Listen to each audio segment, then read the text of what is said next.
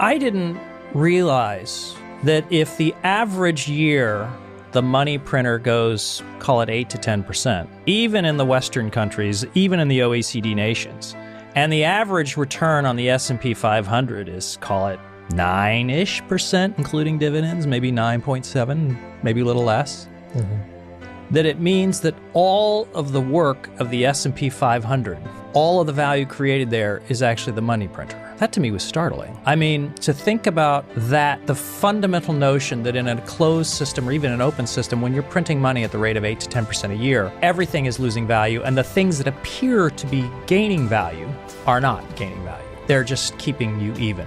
So you can put all your money in the S&P 500 and you're not gaining any relative wealth at all. That's a startling insight. I mean, when you really think about the entire value of the S&P 500, on average over a long period of time, not even a long period of time, is equivalent to the money printer. That's, to me, a shock. And it was a shock that said, oh my goodness, how do you think about creating wealth that is relatively greater in this economy? And you have to look hard.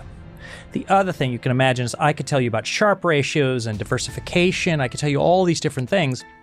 And, you know, it's interesting. You can take a concept like diversification of risk, and at a top level, it can be a very powerful and useful tool. But if you are so focused on the mechanistic aspect of that, you can step back and miss the forest, which is in a highly diversified portfolio, it's unbelievably hard to pick up relative amounts of wealth.